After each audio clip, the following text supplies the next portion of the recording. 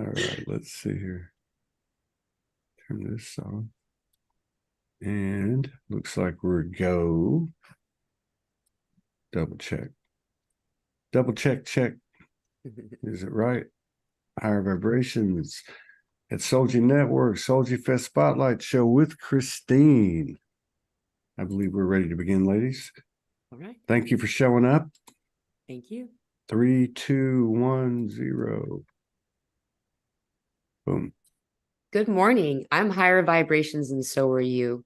One of the joys about being participating in these types of platforms is I get a chance to meet a wide variety of different types of individuals on this awakening journey, some of which are energies that when you connect to them, that you're just already very aware of their energy. So it's really fun when they almost like, I guess you would call it re-entering the fold of the conversation that we've already been having in a spiritual sense. And one of those individuals is Christine Taylor. Christine has been on this journey for quite some time and has so much beautiful things to share. She's a practitioner, and just I noticed that in our conversations, whether or not you're aware of it, there was energy healing as we had just basic conversation. You just do it without perhaps even knowing what you're doing in some cases. So I just wanted to say thank you for the honor of joining me in today's show. And how are you today? Great. And thank you so much for having me. I'm really excited about this. Wonderful. Thank you. Mm-hmm. It's my honor. Would you like to share, is there anything in particular? Okay, let me say this differently. I have some questions. Is that all right if I just ask? Yeah, sure. Go right ahead. First of all, you're a practitioner. I was just curious if maybe you wanted to give some type of background and what that looks like for you. Sure. So I do a few different things. A few years ago, I started really delving into body code. I had someone helping me. I didn't realize it, but when I was walking, I felt like I was walking through sludge every day. And as that person cleared trapped emotions and realigned things, and also, attachments, released attachments, I started to feel better. And I thought, wow, I have to do this for other people. I know so many people who are struggling in different ways, and I was drawn to it, and I can't stop now. So yeah, so body code is something that I do. Also, just intuitive energy healing, repairing the Hara line. That is, I think of it as our connection to the divine, and it goes into the earth. And there's so much energy running through that we get blowouts, and so I'm able to go in and help repair that, which is really neat. The first time I asked my God team for help with a patch for a hole, I could feel it in my hand and it was like cold, and I just cried, So I'm like, oh my gosh, this is happening. It was amazing. I love being able to help people. And so I've learned body code and emotion code, and then this quantum healing. And I've been able to meld the two. My guides kept saying, you're going to meld the two. And I'm like, well, how's that going to happen? And it's been interesting. They lead you and you trust it and you go from there. Right. I can also do space clearing. And, when I first started, I had no idea that you could do all of these things from afar. And it's so cool how, we're all connected by energy, and we can do all of this from across the world. You don't have to be in the same room. Isn't that amazing? Mm-hmm. When did you start doing it remotely this way? I'm going to say I started to do it remotely in 2018. Before that, I didn't know you could do that. I thought you had to be in front of the person. So I'm just curious. Yeah. Well, it's been fairly recent. I mean, my actual, I'll say my aware journey started in 2019. Before that, I was going to mediums here and there, and I always seemed to have a feeling of what people would need as far as a kind word, or just to hold some space for them. And then, I started connecting with my angels and taking classes on past lives and all of that. And it morphed into what it is now. And I think it's been about a year I've been doing it remote. Yeah. Yeah. Yeah. Cool. Mm-hmm. That's awesome. Yeah. What, would you say that it sounds like, would you call your awakening experience, was it kind of gradual or was it like all of a sudden? It was gradual at first. It was asking to feel my angels, and then feeling little light brushes on my skin, and asking to talk with the angels. And I would hear these words come in. I think, well, where'd that come from? Well, it wasn't me, and that's something that so many of us don't understand, is that we get these messages all the time, even when we think we're not intuitive, we think we don't have gifts, but we all are intuitive. Yeah. You think about going to a state fair or somewhere else where it's really crowded, and you're talking to someone and you don't have a thought about the people around you, and yet miraculously you don't run into them. And it's because we are sensing their energy field and they're sensing ours. And as soon as we start thinking about how we don't want to run into someone, bam, we hit somebody. And so just thinking about that, it's like, oh, okay, I was intuitive all along. And it was gradual. And then all of a sudden it became, okay, it's time to release a whole bunch of energy that you've had trapped from this lifetime and others. We need to work on your chakras, and all of that. So that part was a little more of a struggle, but they always bring us what we need in divine right time. Yeah. And, for anyone out there who their journey is a little difficult right now, give it time. Yeah. You have people around you that can help you through this. You are not alone, but you can really feel like it sometimes. And, if you're having a tough time, just reach out. Yeah, definitely. Definitely. I feel the same. As that. If you can connect with those that are on this journey with you in some way, it doesn't even have to be any words being expressed, shared. It's just knowing that you're not doing this alone.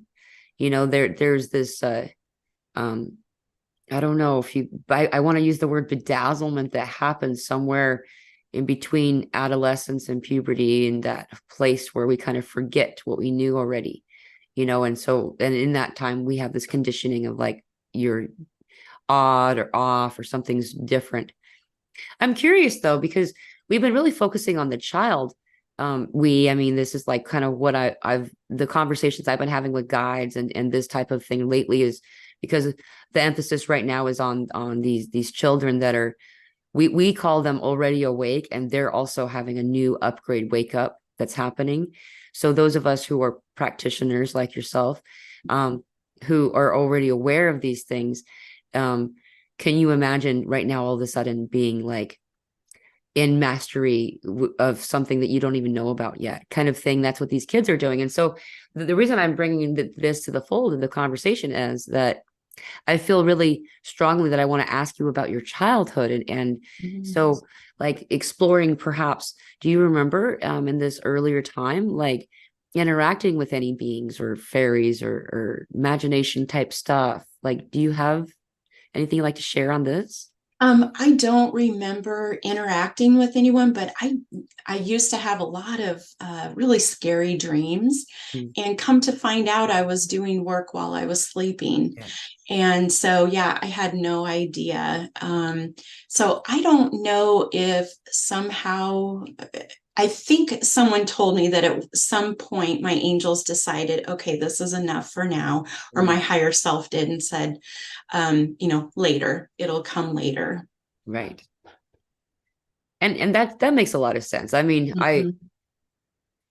most situations that us as children are put in 3D life, and so there's a lot of like this, we're being guided very directly, very specifically to not experience these energetic things and to call them bad.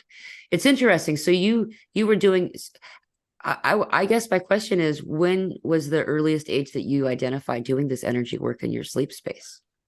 Not till I was an adult. I mean, I know now I was probably 4 or 5. Okay, that's what I mean. Yeah. Okay, yeah, it was pretty early. So, and I, used to be afraid to go into different spaces, basements and whatnot. And come to find out, I was doing a lot of work that involved, different areas like that. Right. So, yeah, Yeah. The basement thing. yeah, Everybody has yeah. the basement thing I going know, downstairs. right? Yeah. Give me a nice finished basement. Yeah. Yeah. I lived in the basement. That was the situation we were raised with. We weren't allowed to leave the basement. Yeah, So yeah, maybe that that's was funny. why. Maybe that's what happened to me. Who knows? Yeah. Yeah. What was it that you called? So you were talking about this energy work with Gaia, and you called it something line. I didn't catch the word. I'm curious, what was that? Oh, with Mother Gaia, was it when we were talking before? Just earlier in this conversation, after we started to, you had mentioned Yeah. the body code and intuitive healing, and then you said something line, and I didn't want to interrupt you, but I didn't catch the first Oh, oh yeah, the Hara line. Hara. What is It's this? yeah, so it's like around where our spine is kind of, but it runs through all the chakras. Huh. And so, we're receiving a lot of energy from the divine, a lot of messages and whatnot. And so that energy flows through the line. And if it's clear and straight, aligned, and the holes are patched, you hear better, it seems, Huh. and you just feel better, and you feel like you're on your path, and it's a really nice feeling. Sometimes people can feel like the patches being put on the holes, which is Yeah. really nice. Yeah. Yeah, I've had that experience too, Have you? Yeah, where it's I'm neat. very aware that their hair is it HAR or sorry, HARA? Yeah, HARA. Yeah. I wrote it in the YouTube chat. I don't have the Facebook one open. So anyone who wants to comment and ask any questions, please come to the YouTube one so I know, so I can see it. But I put that there. I have more questions about what you had, because you have so many different modalities. What is the body code to you? Would you care to discuss this a little bit further? Yeah, oh, the body code, it's really neat. So it first starts as emotion code. So many of us have had different traumas, and a trauma can be an argument with somebody. And we tend to stuff things down. We don't want to deal with certain things. It hurts too much. And so what happens is we don't complete the process of feeling the emotion, processing it, and letting it go. And so it gets stuck in our body. And, energy has weight, and it really does weigh us down. When we talk about emotional baggage, we really are carrying around like a backpack. Some of us are carrying around suitcases, multiple ones, Yeah. I was. Okay. And so it starts with emotion code. That's the first level of certification. And I just use muscle testing. There are different ways you can do it. The one I use is the ring and ring method. It's my thumb and ring finger and thumb and ring finger, and interlock those. And if I get a yes, so there's a chart that I look at. It has different columns and different rows, and we narrow it down. And then within each cell is like 5 different emotions. And I'll ask, is it, the first one? Is it the second one, the third one? And once I get a yes, then I know that's the one that's ready for release. And so I ask the divine to release that, and then in its place, put divine light. Because if you take energy out, something's got to fill it back up, and you want to know what's going back in there, and you want it to be something good. Yeah. And so that's the first level. And then body code builds upon that. There's Dr. Bradley Nelson is the one who created or came up with this modality, and he's a chiropractor. Very well known, and he has an app you can use. And he said, if it were all printed out, it'd be as big as the New York telephone book. So there's a lot of information, but you can hone in on different issues that you might be having. So if someone's having a toothache, like I had a toothache that just would not go away, and I became a practitioner, maybe I can help myself. Ended up being able to release a lot of trauma. One thing was I felt like a victim because I was at the dentist's office and I was there for an extended period of time, and it was a troubling situation. And I thought, wow, that came up. That's interesting. So we released that, and then was able to realign my teeth. And I haven't had any trouble since. So it can help with all sorts of things. Childhood trauma, a backache. Yeah. It's some kind of, just different things, PTSD and whatnot. It has the ability to help with many things. This is right in alignment with what I do too. I just didn't know there was a word for it. And it has to do sometimes with past lives as well. Past lives will bring in ancestral healing too. Like there's I found this one thing I hadn't actually considered before. It's kind of like if you were bumper cars, but we're like orbs, but the orbs are bumping into each other. Sometimes we leave like what you call a residue. I've noticed this bumping will leave a residue, and it's not that they like inflicted this residue upon us. It's that I'm open to receive it, then I will receive it. And I'll take in this. Sometimes in the earlier days, I didn't know I was opening myself to receive it. I was just like, I'm having a great day. And then, but and these types of things, though, we can find out what is being told to us by talking to our bodies and letting our body will communicate a lot of things, though it's already communicating too. So you have a way of discovering by like the area of your body. What does that mean? The science of acupuncture will give you a list of emotions that are directly related to each area of your body. Flexology is another example of this for the foot, also the ear. Just there's a lot of different ways that this is done, or so you can find out what it is. Once we understand what needs to be healed, then it's actually pretty easy, I would say. It's just sometimes time consuming.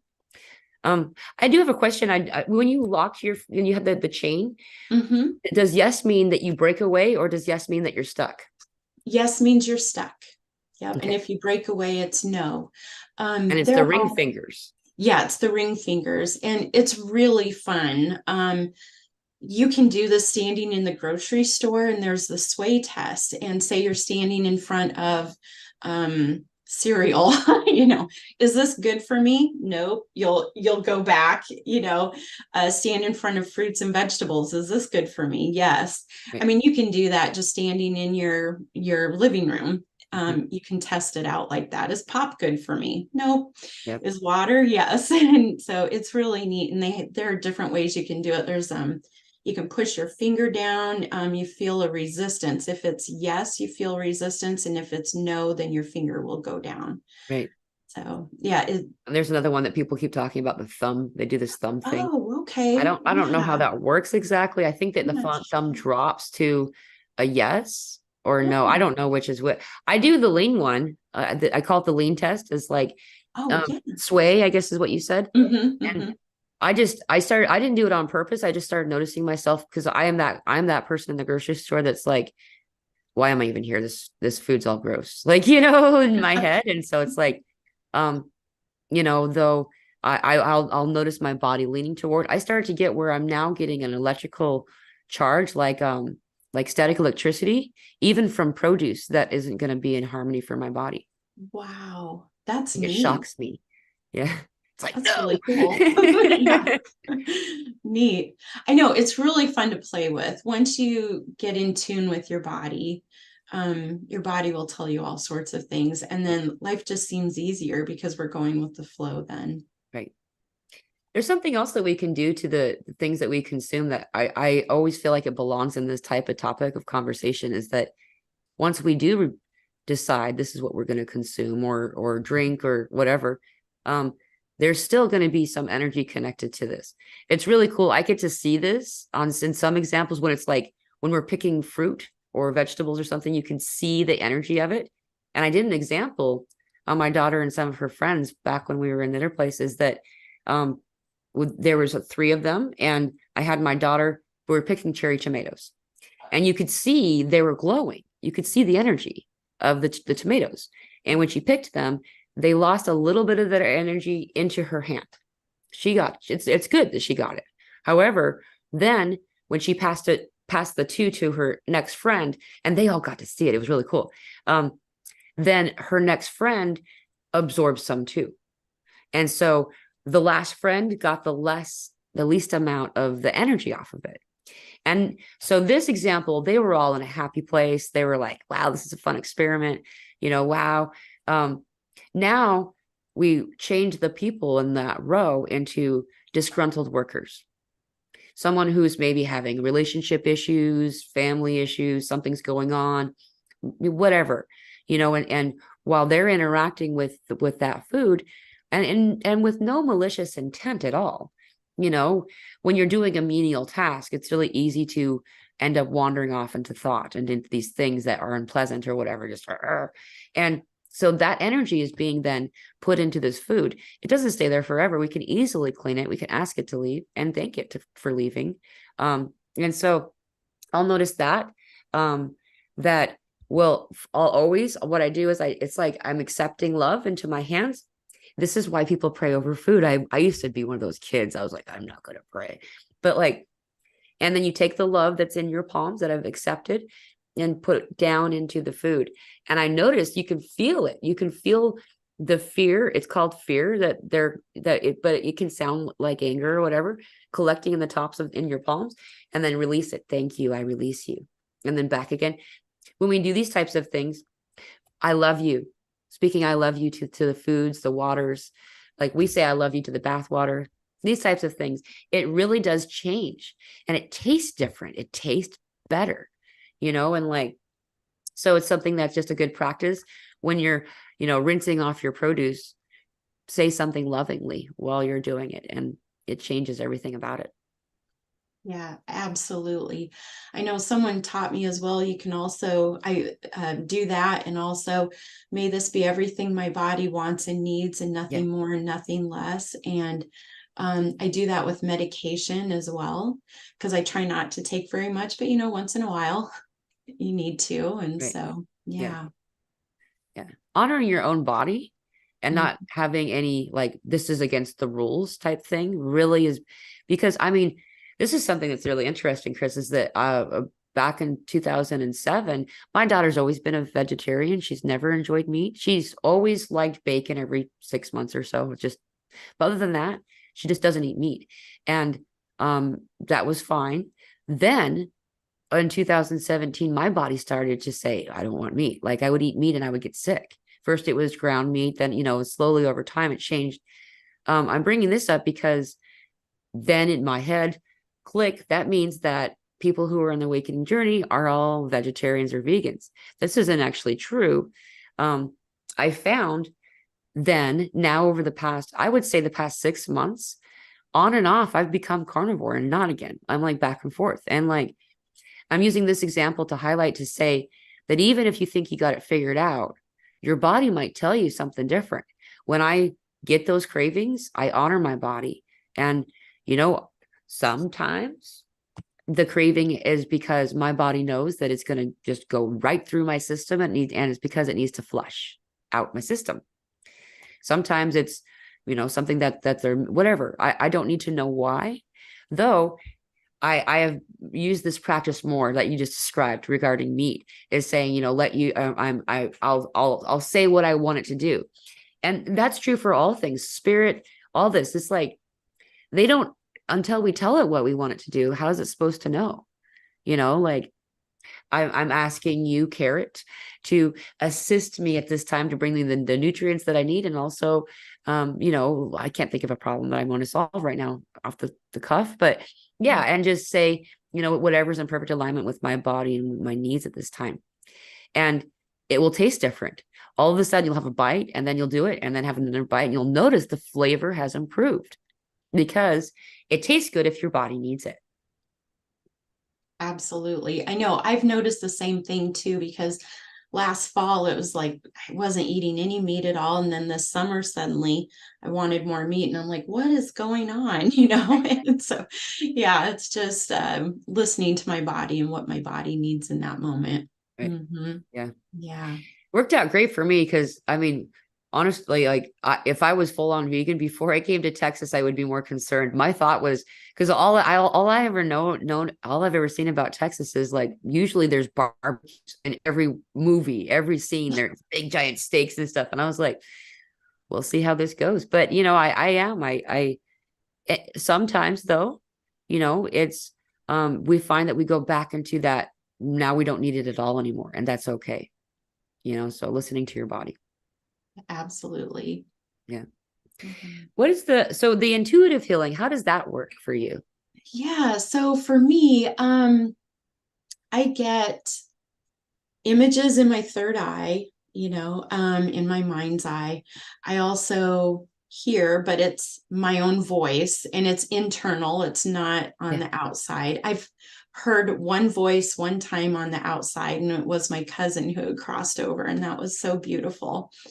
I've seen spirit with my physical eyes a couple of times, and yeah, this one I have to tell you about. This was so cute. I woke up in the middle of the night and there was this male, and it was like a shadow, and I went, and he went, and I said, oh my gosh, what are you? And he just took off. And so I asked someone who knew at the time, and she said, oh, it was an ancestor. And I said, it felt like an ancestor just checking on me, but he did not expect you to see him. And I said, well, I didn't expect to see him either, Yeah.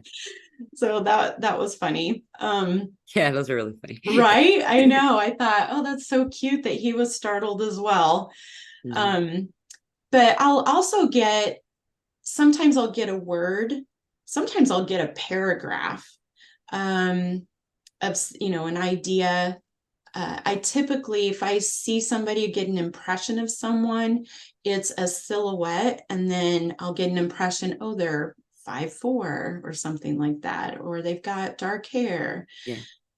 Yeah. And oftentimes, if I'm releasing something that is generational, so if it's, say, a trapped emotion that goes back for generations, everyone who crossed over, whoever inherited that will come through, and it is the most beautiful thing. You just see rows of people, and you see them in these, you'll see men just so prim and proper with their hats, and these ladies, and they're just saying thank you, and it's like, oh my gosh, it's like, oh my gosh, no, thank you.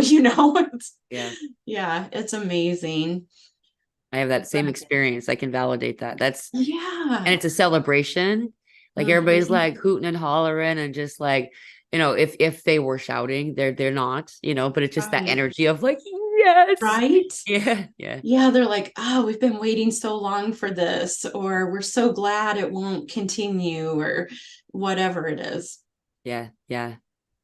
I have the same experience also with being surprised when you can see them sometimes. Oh, It's really sure. funny. It's really Yeah. funny. And like, I would say that, because I typically, and not due to any judgment or anything like this, I typically ignore spirit unless the people who had passed, unless there's a specific, this person needs to get this message, because I found that the more I engage, the more that they call the rest of their friends and family and everybody, and so I don't pay a lot of attention unless I'm in session or something like this, or, I'm very aware of it though. And when I notice there's like this, and then, yay, okay, good. Like the first time that I started to turn it off was because there was this one energy who used to come to me at night, and knowing that I could perceive him, he had this AA like keychain thing, and he would like rattle, rattle, rattle, like next to my ear, trying to wake me up. And it was very disturbing, not disturbing, scary, but just like, Yeah. I was trying to sleep. And so I would say this is the old paradigm way of doing things. Is why I'm showing that example, is that I don't do it this way as much anymore. What I had happen recently was there was an experience with a few ETs that were surprised that I could see them. And it was funny. And I'm going to say exactly what he said. It was really, really funny. Keeping in mind that they use a lot of energies, use your own language. And so I use curse words lovingly. My family and I do. It's just a loving thing. So, and I felt the love coming from it. There was a few of them. And I heard inside myself, not from them. So, but it was from them. And they said, holy shit, bitch can see us, And I was like, oh. And then it went quiet. It was like they realized that I could hear them too.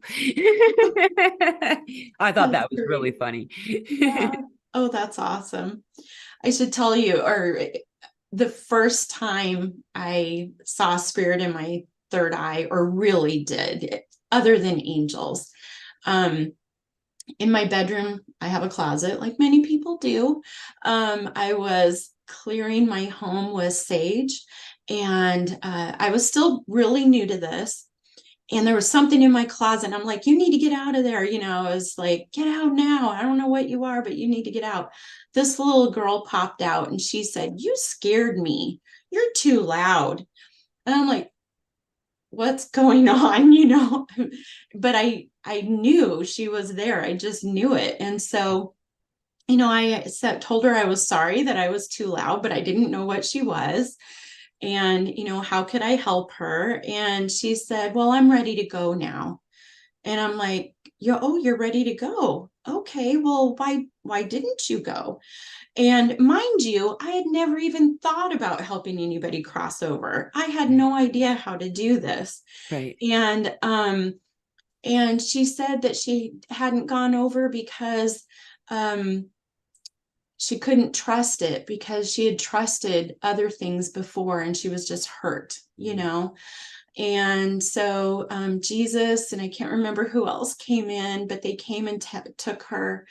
And it's so neat because, they hold out, he held out his arms and she went right to him and went to the light. And it was just beautiful. And then after that, I want to say this for people who may not trust themselves yet. After that, I was taking a shower, just crying my eyes out. So I'm like, I don't know what's happening to me. Am I losing my mind? Did this really happen? Yeah. And how am I going to tell people about this? And I heard it's okay. This is for you to do. You understand trauma. More children will be coming because you'll understand. And remember, that's their trauma, not yours, and God said, you're going to cry and you're going to feel the feelings, and that's okay. But remember, mine, not mine. And it really helped me a lot. So if anyone else starts having this beautiful experience of helping others cross over, remember, if you're feeling their feelings, remember it's not yours. You're not owning it. You don't need to carry it around. Just be in the moment and then let it go. Yeah. Yeah. But I've had a lot of kids come through, and the stories, of course, you can't make these things up because your mind doesn't go these places, but it's been beautiful. And then I've had a lot of adults come. In particular, I'm on Native American land, and they considered it to be sacred. Right. And it's I don't know, it's probably for a good couple of miles. And so there's a lot of activity, but sometimes I'll have an adult who hasn't crossed over yet come and they'll say, hey, there's something going on down at that house. Can you take care of it for a child? Everyone's concerned about children for good reason. And so that's really beautiful. So I ask if I'm allowed to, and then, if I can, I'll help, but I don't ever want to interfere with anyone's journey either. So if I'm allowed to help, well, that's part of my journey and I'm allowed to. But yeah, sometimes I'll hear I can't help with something, and, that's difficult, but I have to honor the other person's journey. I would say I kind of do the same thing. And in some ways I like enter this cooperation of energy, and I'll just feel like there's some type of resistance, or it's just not working, or it feels like You're throwing something off of a wall, bouncing back to you kind of thing. And so that's the no that I get. So I'm using this as an example. There's a lot of different ways to do it. And that's exactly what happens. It's just a no. It's nothing bad. You're not doing anything wrong. It's just not right now. Sometimes it's just not in that very second. It could be try again in 5 seconds, you'll know inside. There's one thing I want to highlight because I've been doing the same work that you're talking about for quite some time. When I was 7, my grandfather passed. And at that point, people realized that they weren't imaginary, that I was really talking to people who had passed, because no one knew he had passed. And he told me he did. And then he told me where things were hidden in his house. And there was a whole thing so it proved to my family that this was real. And, of course, there was a lot of ego associated that I didn't enjoy. A lot of people gave me attention that I didn't want as a result. I'm not that person. That I'm usually like, yeah. So, anyway, I want to bring this up is that I have found that some energies have been here so long that they will become distorted in what they look like. They will look distorted, animal-esque even. I'm thinking of a specific experience. There was a home, and I don't know what the deal was about this home, but behind this brick wall in the middle of a room, or that it turns out on the other side was a void. Someone had put this wall up randomly. Randomly is not the correct word, but that's what we called it then. Anyway, all of these energies came out, and they were scary. They were really scary looking and distorted and moved like some of the horror films, like really like crooked and animal like. And so what I had done in this is I was guided to do this. So I created a big, large funnel of light, like a tube, but I put it beside me. I typically had been putting it from me. It was like this space, and then they would come. But it was these energies were too disturbing for me to stay in. How when you're in that place, it kind of makes your energy quiver, so you can't be straight. And so I put it beside me, and this drew everyone away from me. I didn't have to be in that quiver place. And then I actually got to watch what I didn't normally get to see, is that as soon as they entered the light space, that all of the things that they were distorted with were relieved.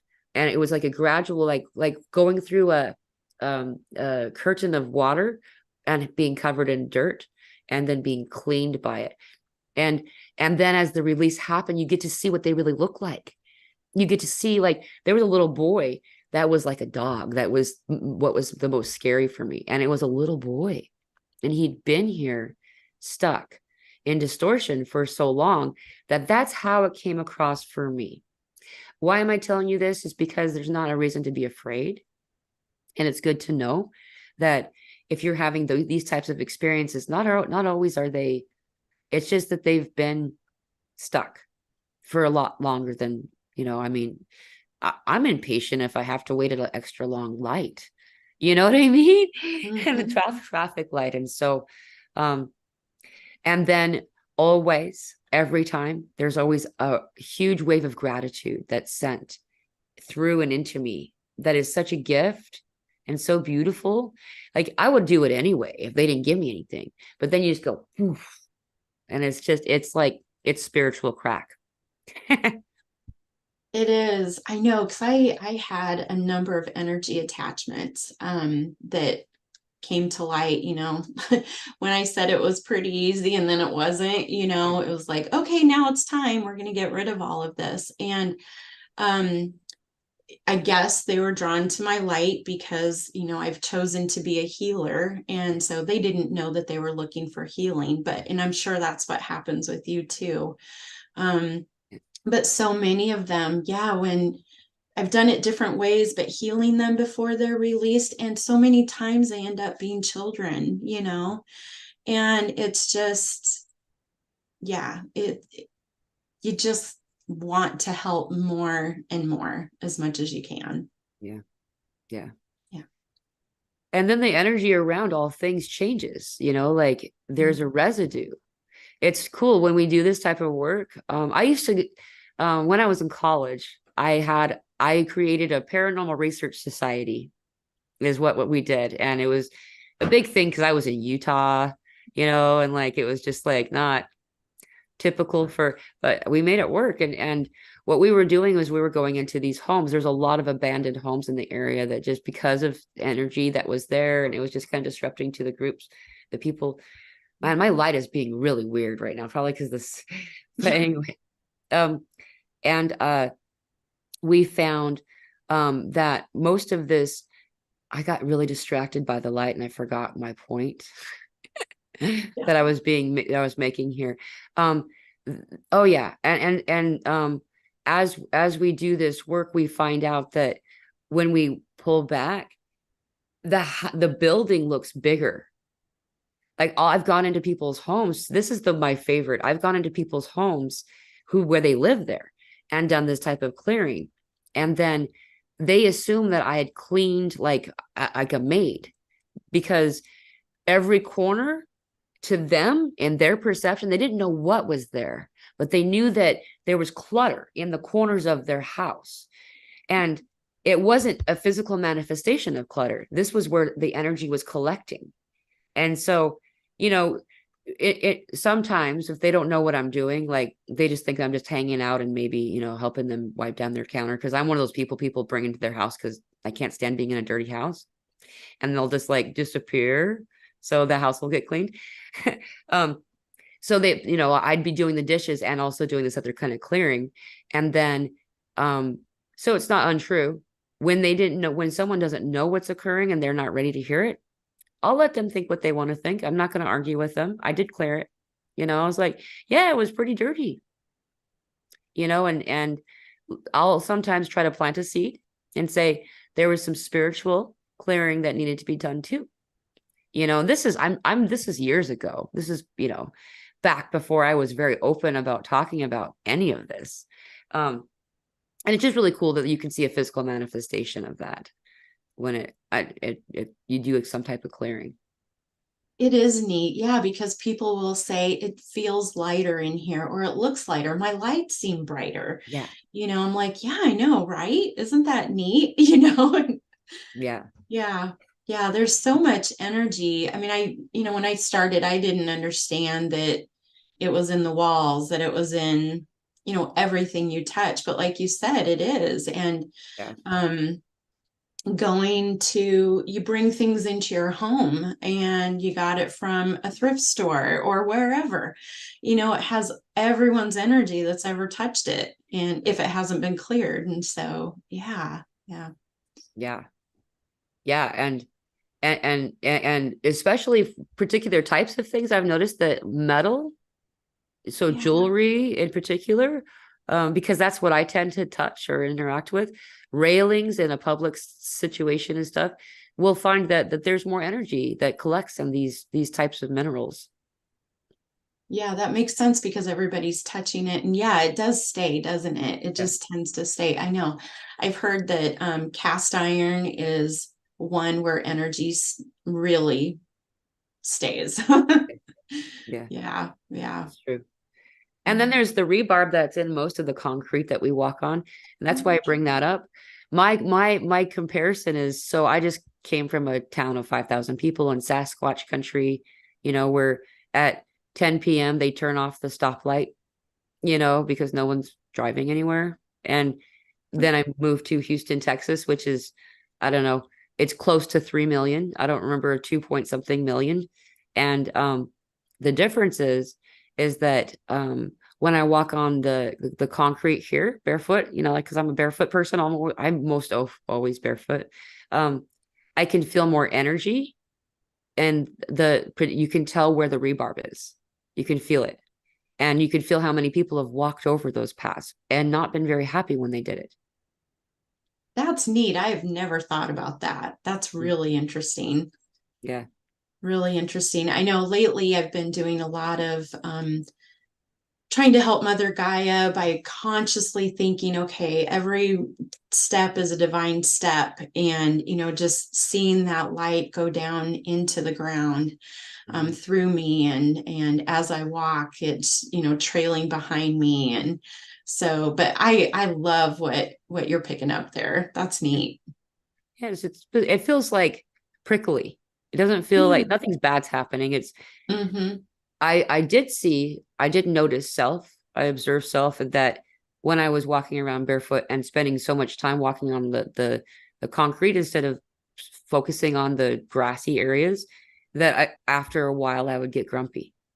I was feeling more and more agitated, and when we observe that, then we can clear it. So what are we doing there? It sounds like a victimizer situation, when actually what's happening is I'm able to do this. And so I, on a soul level, accept the energy and then transmute it, and so it's just kind of one of those, you can choose to reevaluate your mission and you're not stuck anywhere. I've found that we've been having a lot of like, are you sure you want to do this? Are you sure you want to do this kind of stuff lately? So I observe that we get the choice to change our mission at any time too. Which is nice. And and there's so many people that are wondering what their mission is. Yeah. Yeah. I was talking to some people yesterday, and I said, it'll become clear. You'll just be drawn to it. But yeah, it can change. You're not locked into anything. We have free will to decide what we do and don't want to do. Yeah. And I know a lot of people, we get really interested in all these different modalities, and for a while maybe we'll practice one modality for a while and be all into that. And then it's like, oh, wait, this other thing caught my my attention. And then you go that direction. But yeah, it's really neat. That's a good point to make for people. I'd say that after a while, we all become pretty eclectic, because on a soul level, who you truly are is a master of all of these things. And so, you kind of rotate your lazy Susan of skills and gifts as you're learning, and then you kind of forget one of the modalities that you really emphasized for a while, and then when it comes back around, it's upgraded, and you're like, oh, we can do this new thing now. Yeah. Yeah, I know. And it's I'm sure you've probably seen this too, or experienced this, as the guides will give you something new. And so then, we'll be all about that new thing that they've given us. And they'll say, oh, don't forget, you can still, this other Right. one that you learned way back when is still effective too. Yeah. Yeah. It's the newest. It's kind of like the way things are. I've noticed that, like, people will ask a question and I'll say, oh, I made a video about that, like, 3 weeks ago. And three weeks ago, the energy's too old. Most people won't click. Like, it's just one of those things. It's just, even a few days ago, people sometimes won't click because they're just like, because especially now, I'm not in disagreement. I'm in agreement with this in some ways, is that we're evolving in such a rapid way right now that what was correct and in alignment for yesterday often isn't.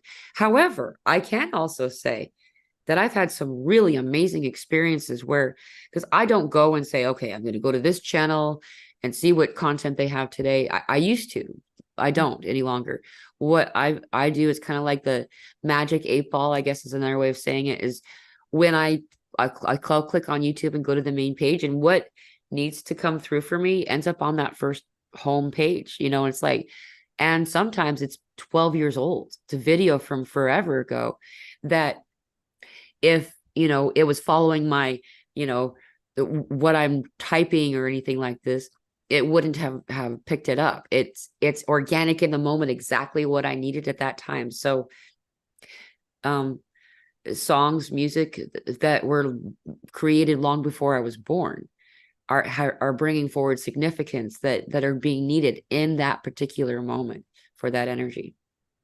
Yeah, I like that you said that, because I was doing that as well for a while. Is, oh, I'm going to this channel and I'm going to just look at all of that, and or that channel. And now it's like, okay, what do I need to hear today?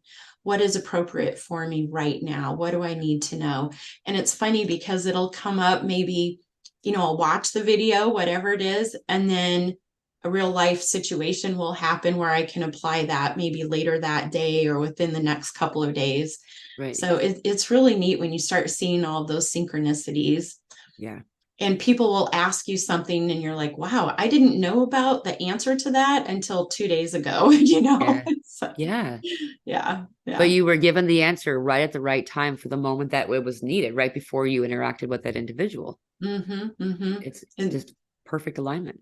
Yeah, it's really neat how it goes. And if we just let it flow, that, it all just works out the way it's supposed to. And life just feels so much easier when we let it flow. Yeah. And allowing the old energy to go is the big one of the week. Hey, it's 4:44 my time. It's the big one of not the week, I guess, but this is the week we're in, so it counts for right this week. But it's been about releasing all of this old stuff. Like a lot of I for whatever purpose, and at the time I didn't really know. I did know it needed to happen, that I had to release all of my belongings. And like I been living in Washington State, up in the middle of I was in the northeastern corner, so like I was almost Canadian, almost Idahoan. And like then all of a sudden, I had been given this message for a while and I didn't really want to hear it, but it was nothing treasured, nothing lost. This will, I always edited it and say this could, because I wanted to make it be like, maybe there's a loophole. This will come at quite the cost. And I knew what it meant. Like an outside person could hear that and find their own interpretation. But what it meant for me was I needed to get rid of all my shit. And because all of my belongings had this energy frequency that I needed to release. I didn't even know what that meant. The bottom of the purging, I found these boxes that I'd forgotten. I always carry, and I didn't know why. They'd been given to me by my mother and it was mine and I was supposed to carry it. Well, it was full of drawings and all kinds of stuff going all the way back to when I was 2 years old. And as I purged it, I looked at each thing and I energetically experienced it and felt the energy of myself on the paper. And just this whole thing happened. I'm showing this because if I am an exaggerated example of what a lot of people are doing. I left all of my things and then we came here all the way across the country with a few suitcases and my computer, and like that was the most beautiful and difficult thing that I'd done in my life so far in this physical way. It's been so beautiful and so healing. And I watched the energy exchange from this old demented, it's not the right word, but just like not correct energy. When I was able to relinquish it over to these, it turns out there was a bunch of people who had fires all at the same time. And these individuals who were just finally getting into their own places had nothing. And they had children. They had people who needed. And it was the things that we owned that made their lives improved. And as we gave over these things, and they just randomly showed up during the eclipse, the lunar eclipse was occurring in this exact moment. And it was just amazing. This exchange occurred. I didn't realize the lunar eclipse were happening. In my head, I thought it would happen at nighttime because I thought we were going to see it. It was just so beautiful and so healing. And then when I handed it over, I saw the energy change and become in alignment again. The people who now possessed it, you could see it change. It was so cool and such a beautiful experience and so healing, okay, so I'm highlighting this because this is an example of many different ways that this can be taken, though what it comes down to is all the things that brought you to the moment that you're in right now brought you here. That's so cool. However, it's no longer needed. I am so pink. Why am I so pink? You're just lit up. We don't need any more of the things that brought us here. It was really useful. And so the visual they have given me was it's the training wheels of your childhood being left behind because you're going to college now.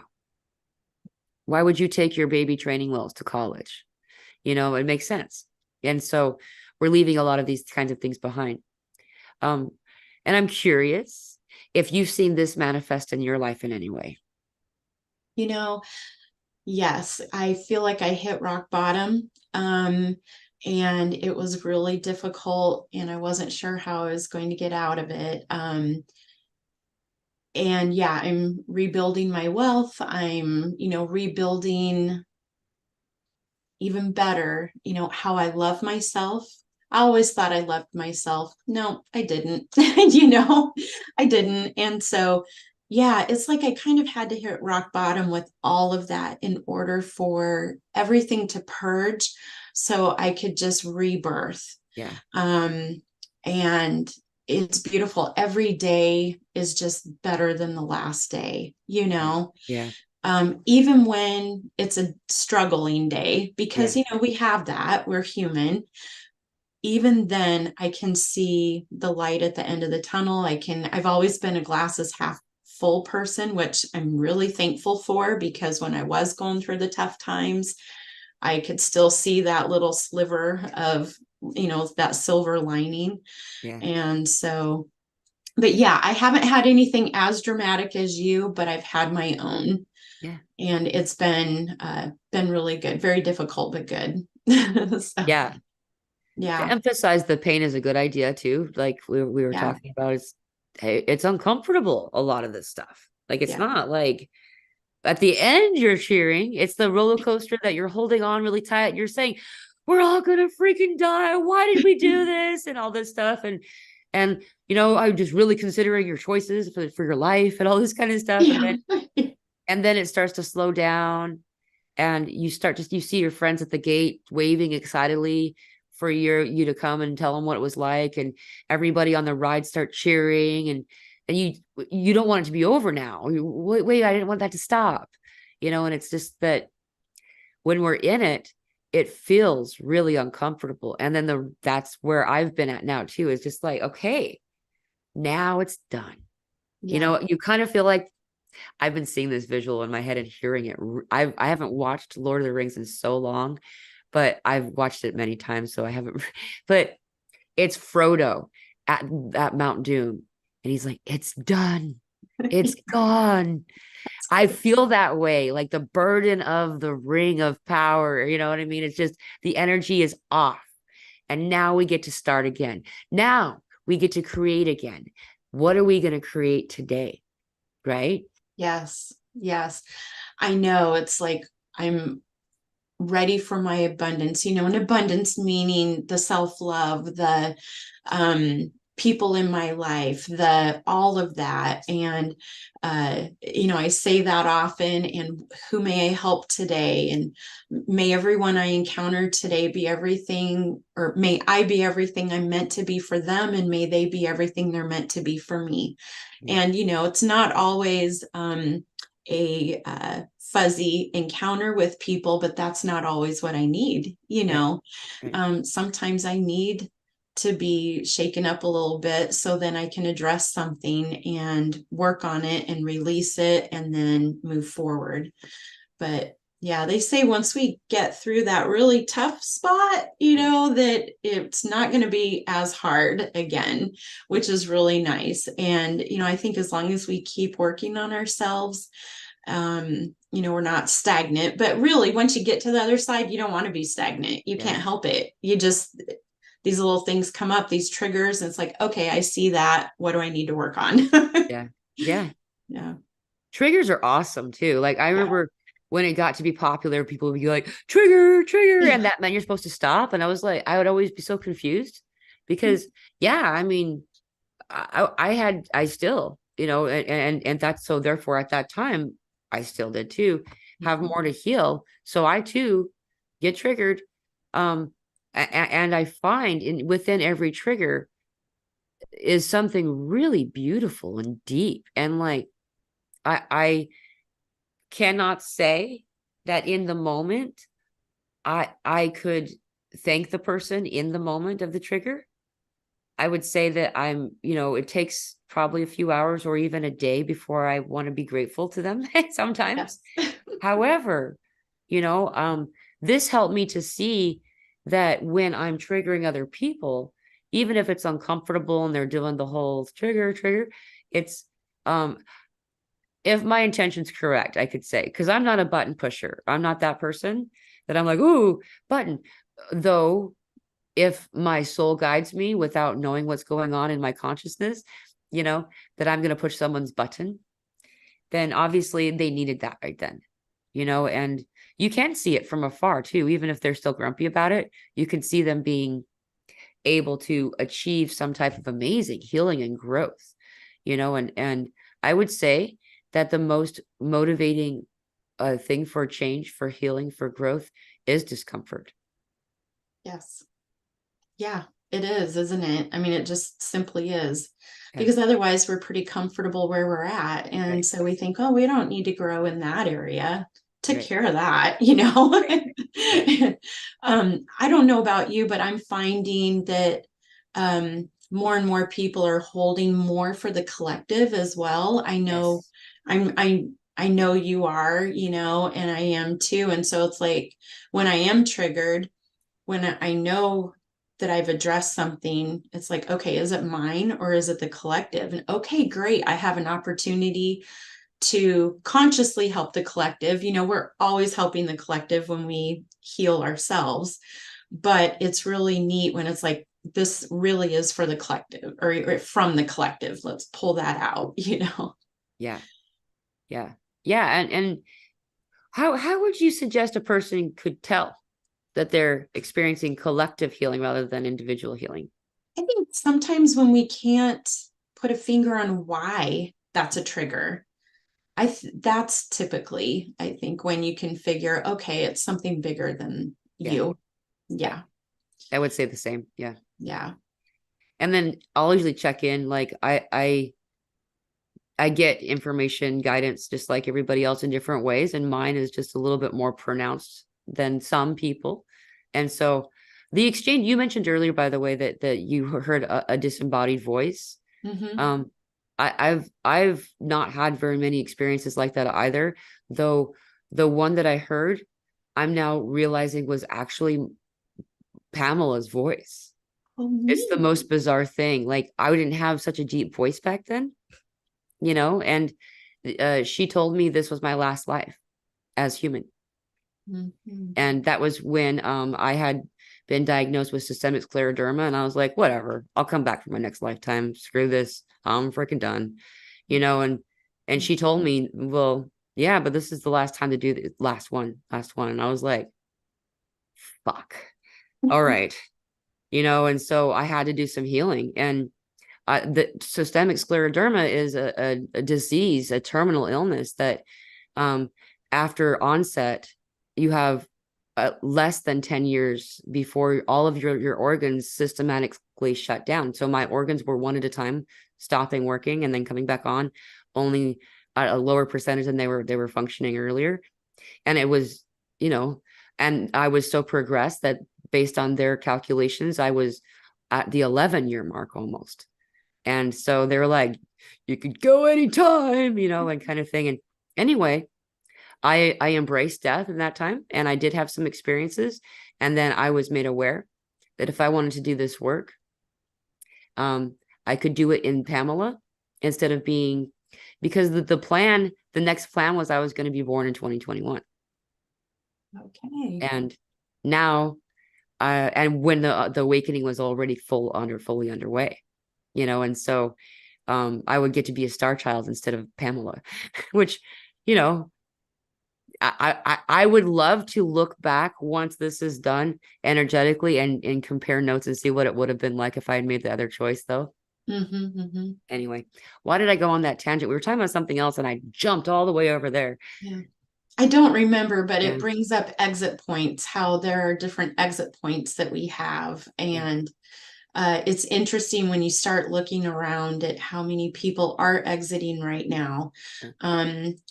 Just having the widowmaker heart attacks or Right. whatever, because, maybe they've decided they don't want to continue on, or they feel they can be of more help on the other side, whatever it may be.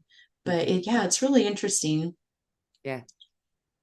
Yeah. And I think about different times where, oh my gosh, I almost ended up in a car crash. You know what I mean? Yeah. Like that could have been an issue. And I think, oh, I wonder if that was a possible exit point if I Yeah. wanted it, and I didn't want it. So, Yeah. yeah. We had an exit point. My daughter and I had an exit point that came up a few years ago. Um, we had left an abusive person, Mhm.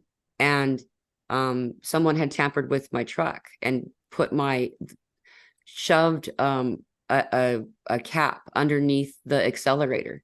Um, so, and I didn't know this. I noticed as I was leaving that when I got to the stop sign, it was a lot easier to go after I let go of the brake.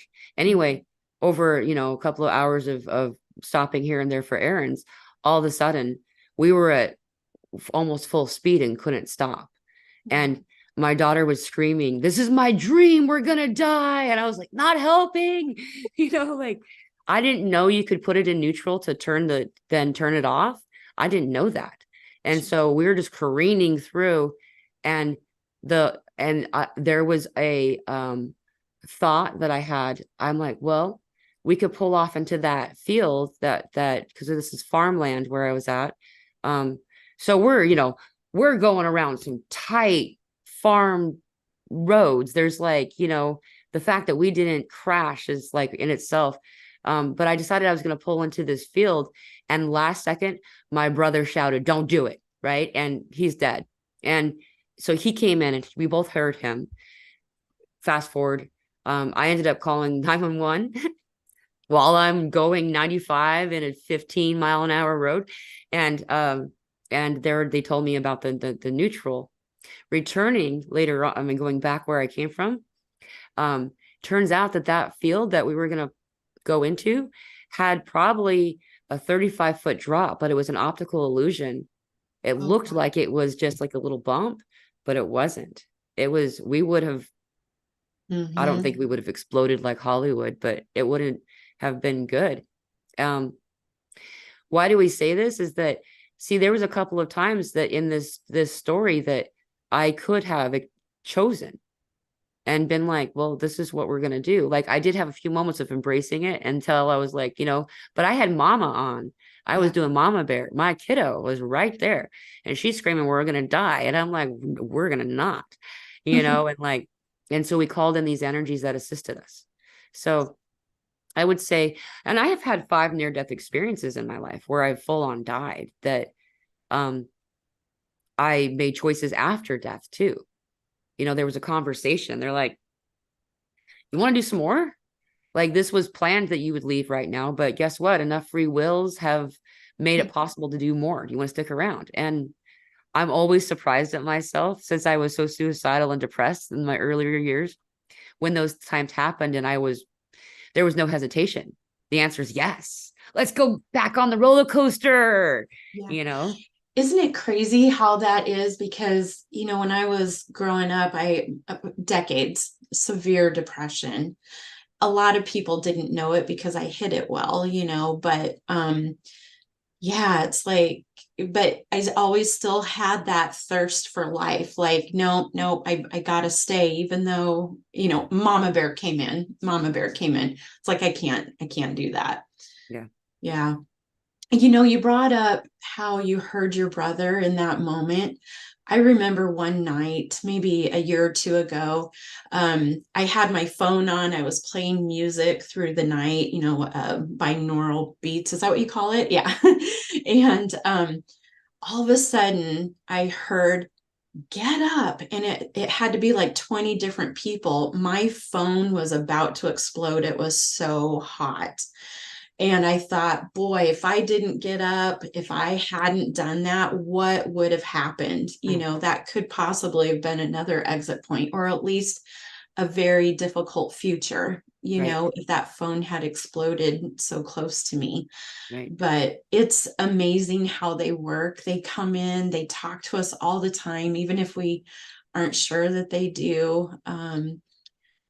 And yeah, those little messages that we get that we think, where'd that come from? Well, it wasn't from us, it was from Right. someone else, and they're trying to help us and Right. nudge us onto our path and what's for our highest good. But Yeah.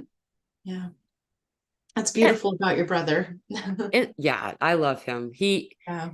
I was 27 and he was 25. He turned 25 on the 25th and I turned 27th on the 27th when he died. He killed himself. And Oh, um it's okay.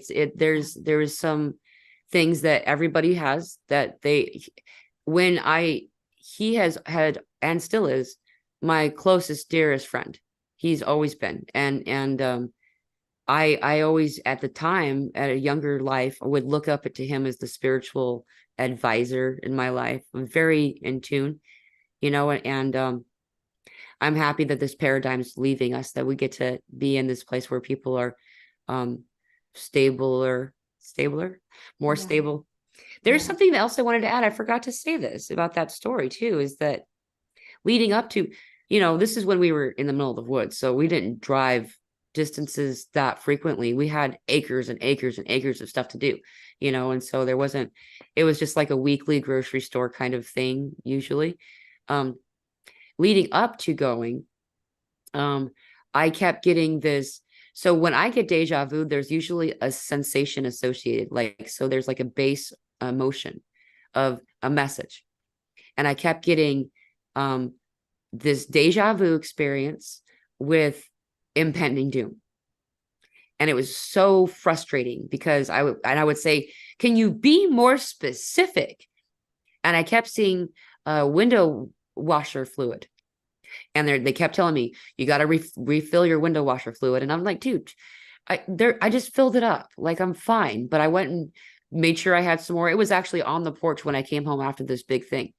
If I would have gotten over it, because at the time I was in my last real heavy dark night of the soul, so I was kind of like a little bit stubborn, more than I am now. I'm still stubborn. Is if I would have opened that hood to put the window washer fluid in there, I would have seen what had been done. But I didn't do it. I kept saying, well, now I got it out. Look, I've got it. I'm fine. Like, it's not an emergency if you run out of wiper fluid. And see, that was where I let Pamela, the logic, stop spirit from guiding us. That was, another point that I could have picked up on. We get deja vu for a variety of reasons, but I would say for dude, I am so pink. Is this pink frequency that's like, it's so weird. This is just a white light that I have. Anyway, Yeah, it comes and goes. it's weird. So anyway, when a person sees deja vu or has deja vu, I would say that everybody has their own reason for it. They'll pay attention. What does it mean for you? Well, why is this coming through? We have so many different chords, lines, past ways of communication with spirit and variety of different kinds of energies in spirit that we don't always know to lean into, and so keep that in mind, in consideration. If you're getting deja vu, sometimes it's we're here, or you're noticing that some people have said that they've noticed deja vu occurring when they've chosen a different like timeline or something like this. There's a lot of different reasons. So it's something we all have in common, that it's kind of fun to wonder what it's about. It is, it really is. And, just to reiterate, listen to those little nudges because there's a reason for them. Yeah. Yeah, I'm trying to, I had an example, but it has escaped me now, but I like the example that you gave. It's so true. If we just listen to those little things they ask us to do, we'll see something or experience something that we wouldn't have otherwise. Yeah. What area in the world are you in? I'm in Iowa. Iowa. So yeah, the corn state. People confuse it with potatoes. We have corn. So, Corn's awesome. yeah, Do you yeah. find that in this area that you have more awakened or understanding people in this awakened way? I don't know. I'm finding more and more every day. So like my tribe continues growing every day, which is really neat. I meet weekly with some intuitive women, and we're, sharing stories. And if somebody has something they need addressed, then we all just come together for that hour or two and work on it. It's really beautiful. But yeah, of course, there's a lot of awakening going on. The more we work on ourselves, the more we all awaken, then more people can awaken. It makes it so much easier. Yeah. Yeah. Yeah. Isn't this where Field of Dreams was filmed too? Yes, that's right. If Yeah. you build it, they will come. Yes, yes. I was listening to a podcast earlier, and it sounds like, how the whole timeline thing is going on, the Mandela effect. So if you build it, they will come. Evidently, some people don't remember that. They remember if you build it, he will come. So it's interesting to think about that with that movie and other movies and how things are changing. And I guess if enough of us remember it a different way, we change the story. Right. Yeah. Yeah, the Mandela effect thing, that's probably, I don't know, I would say that that's probably one of the most common ways that people kind of realize that something is happening that other people have in common, is when they find something like Mandela effect. I've heard people that have discovered the awakening by ascension symptoms. There's like some things that are a little bit more palatable, like Mandela effect. There's some of them I really do. I know. I'll still be like, no, dude, that's how it's done. That's what it was like, or whatever. And like, the way that we change. So did they say he said it differently throughout the movie, didn't they? Well, somebody said that maybe they said it differently in the movie, but it's like more and more people are not hearing or not remembering, if you build it, they will come. Wow. Yeah. And it's kind of like, Luke, I am your father. Yeah. Whereas, I'm your father. And it's like, no, Luke was in front of that. So I'm hanging on to that. Back in do you remember the tape recorder, like answering machines that we used to have for our phones? Yes. I would change it every day. My mom would get so mad at me. Like, we were abducted by aliens and we were forced to do their dishes. We'll call you back later. Those kinds of messages. But the one that was my favorite that everybody commented on was, it would just be, I did the Luke, I am your father, and then I was the Luke guy, and just, and like, it was a big thing. Like, and it's so funny because I've never ever heard it the right way. I've always heard it, Luke, I am your father. Yeah. Well, isn't that the original way? I don't know. That's what I remember, but who knows, we're recreating our reality. So yeah. Yeah. I have the feeling that where you are, the reason I'm being drawn to ask you is that where you are is a higher frequency, or there's some type of higher number of population of people that are being drawn. I'm not that great at geography, though. How close to you are you to like Arkansas from? Is it like 6, 7, 8 hours, something like that? Not... Yeah. So I'm like, if you think of the middle of Iowa, so like the Des Moines metro. Yeah. So I think it's, about 6, 7, 8 hours, if I remember right. Because I did go down into Arkansas a couple of years ago. Not for stones or anything like that, just to go for a weekend trip by myself. And it was a blast, but I thought, I have got to come back down here. So, well, you should come back down when we're starting a village. Yeah, I want to, definitely. Yeah. Yeah. I want to visit. Be cool. It's going to be really neat as we do it. It's really fascinating. I wonder what that's about. We'll find out more as this evolves. So what is it that you do for, like, if someone connects with you and asks to do a session with you, what does the session look like? Sure. So we'll have a consultation call. So, I mean, if it's mediumship work, then we'll schedule a time to do that. But if it's for energy healing or body code, then I'll schedule a consultation call so we can talk about what they want to work on. And then if they want to proceed, then if there's time, we'll go ahead and go through with the session and at that moment, or we'll schedule another time. Right. So, and almost all of my work is done remotely. So it's, easy to connect. We can come up with a time that works for people where they don't have to travel anywhere. And I think that's been really beneficial. We do it over the phone, or we can do it over Zoom. Sometimes with energy healing work, they have the option of, all of it I can do without the person on the phone. I don't need them there. I can always do it, and then we can have a follow-up call to go over what was accomplished during the session. Awesome. Yeah. Well, how does someone like connect with you? Do you have an email address that they use, sure. or a website, or? Yeah, so my website is newusoulhealing.com. And the email is newusoulhealing@gmail.com. Yeah, I'm gonna try to type this in. Yeah, I know. Hopefully I'm saying okay, .com. Yeah. Okay, let me make sure I wrote it right. Yeah. No, yeah, I did. And then at Gmail, is this the same thing at Gmail? At Gmail. Uh-huh. Okay. Yep. Well, I'll put that in there. Yeah.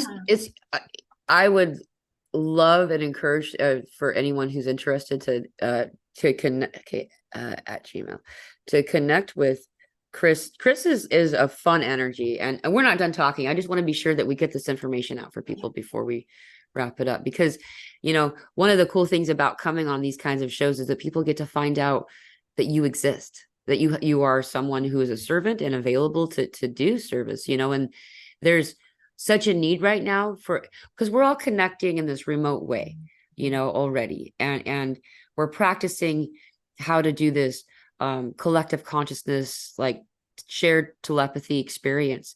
And one of those platforms that we're using to practice this is things like Zoom. The internet has been hugely useful to us. For a while, it felt like it was kind of, I don't know if you'd call it like, it was something that you would try to avoid. And now it's been brought into the fold to help, and so no matter where you are on the planet, or time zone, often we can find a way to connect in the middle. It's really cool how that works. Yeah, I love it. Again, when I first started, I had no idea we could do these things from across the world, and it's been so beneficial. But yeah, I just want to say we are doing, a friend does Reiki. I forgot I do Reiki as well, but I forgot, it's just part of it. Yeah. But she does Reiki, and I'm doing the mediumship, and we're having healing circles, and pretty soon in January, we're going to have some online. So we're really excited about that. Cool. So if people message me, they can find me in Facebook too, New You Soul Healing. We'll be posting those in my Facebook page. So awesome. Thank you. Yeah. I was wondering that. I was posting the advertisement or the thumbnail for today's show. Mm-hmm. And I thought, I wonder if I searched her, and I thought, you have such a typical name that I was like, that there's no way I'm going to find her in 35 minutes, so I didn't do it. But so it's good to know how to find you is through this New You Soul Healing at facebook.com, at gmail.com. Yeah. That's really cool. Are you do you ever like travel to anyone, or does anyone come to you physically? Yeah, sometimes they come to me. We can work that out. I have gone to other people, gone to them, usually within maybe a 50-mile radius. If it's something farther, then, we might be able to work something out. It just depends on what it is. Yeah. But I've even gone to hotel or not lobbies, but, like like their conference room or whatever, because people they've brought their friends in and we do a reading session or a healing session or something like that. So yeah, it's been pretty neat. The different places that I've been able to meet people where they're at, libraries, it just, yeah. Yeah. So What would you say the difference is if meeting doing it, having this type of stuff in person versus remotely? Is there a difference that you notice? not a lot for me, luckily, because, for some people, it's really important that they're face to face with the other person. But for me, I just tap into the energy, I tap into their God team, and I'm able, to do a reading, and I don't feel like we've lost anything. Yeah, I can see that. Yeah. I would say that the physicality, so being in proximity physically of a person, improves the strength of the experience. So not meaning that it'll work better, but that I can interpret it clearer. And so that's my own, barrier that is eliminated through the physical and presence of the other person. But I agree with you. I would say there's a lot of better things, or things that make healings and things better by doing it remotely, because our logic stuff gets in the way sometimes. And with any healing, it doesn't matter what it is. I would say across the board that the more comfortable that all parties all parties involved are, the better it will work. And so I think that's why I'm noticing this, is that they're at home. They have this security that they're behind a screen, so you only have to see this much of them. They can have a background up so they don't have to show you their dirty house, this type of stuff. And you can be dressed in your blankets, you know what I mean? And not be wearing outside clothes kind of stuff. But I would say that was the main reason why it seems to be easier to do it this way, because their barriers are down more when they're at home. I agree. Yeah. Yeah. Yeah. And I think if people are open to hearing whatever the message is, or hearing what the healing is, I think that's important too. But obviously, if someone's listening to this show, they're open to these things. Yeah. So, Yeah. If you're here, you're on it. Yep. You're on it. Yeah. Yeah. For sure. There's so many cool things about to happen and already underway. And a lot of us are noticing that we're requiring some type of realignment. The theme of the time that we're in is release, release, release. And so all of these practitioners are coming forward to do some type of collective assistance, whether it be individual and not seeing that we're doing it simultaneously or not. And Christine here is part of that, and it's been so cool to connect with her and to see that, and I don't mean to put you on the spot. I don't think I ever asked you this question before. Are you going to be coming down to the festival in December, or? Because where is it at? In Houston, Texas. In Houston, no, I won't be able to, unfortunately. But yeah, now that it's on my radar, maybe next year. Yeah. Yeah. I'm sure we'll be having more. Yeah, that would be really neat. Yeah, that's going to be for sure down. I mean, you can't not, Right. even if it's not planned, you're going to end up finding a bunch of soul tribe gathering, it's just going to happen. Yeah. Yeah. Well, for those of you who are interested, I mean, I'm already in Houston, Texas now, and starting the preparations and group of this festival, which is in December 8th, 9th, and 10th in Houston, Texas, through the Soulology platform. The SOULOGYFEST 2023. It's really going to be awesome. The main reason that I'm so invested in this, and I love Soulology and the people that are involved, though I got to say, the main reason I'm doing this is I've known for a long time that we needed to do healing on this part of the planet in order to activate the next step, which leads into this Arkansas trek that we're about to do. And it has to be done before the solstice.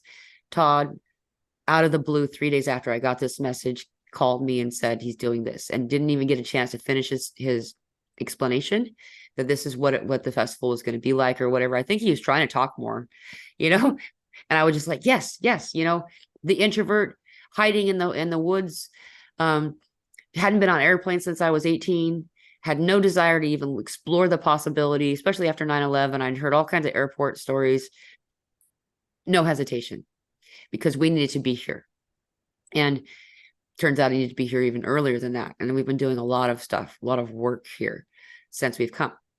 So what I'm saying is the main reason I'm here is to help heal the planet in this collective way that's going to occur over the festival by the collection of the number of people who are here. So any of you out there that are, on the fence about it, I encourage you to consider for at least the healing aspect of it, because we are mighty in our own way, in solo mode. However, when in partnership with others, each new member brought into the fold amplifies whatever the intention is by 10. One more person by 10, another one more person. That is now by 10. That's always how it works. And so I guess I implore you to come help us, to come heal this place and allow us what we're going to do next to beckon in this moment that we're in now of this new earth, new world. Those not even the right words, because we're returning to the correct or the original. So it's not, there's nothing new about it. It's just that we've forgotten. So that's what we're going to be doing December 8th, 9th, and 10th. And a lot of us will be here earlier than that. So thank you so much for joining me today in today's show. Is there anything more that you'd like to share before we start to close this down? No, just thank you so much for inviting me. I really appreciate it. Thank you for, giving me this opportunity to connect with you and everyone else. It just makes my heart happy because I'm here to help people along on their journey. And I look forward to connecting with everyone. Yeah. Thank you. Yeah. Oh, I should also say, I saw Yolanda Marie in the audience. I'm pretty sure she's my guest next Sunday. So anyone who wants to join in, same bat time, same bat channel, 2 p.m. Central Time. Wait, no, it's not. It's 2 p.m. Pacific Standard Time, 4 p.m. Central Time, 5 p.m. Eastern Time. And I from what I understand, this show will be airing on social media in the future, or I don't know if this is I don't even know if this is a one-off. We'll find out. But thank you so much, Christine. And please, you and me, please feel free to contact me anytime. Sounds good. Yeah.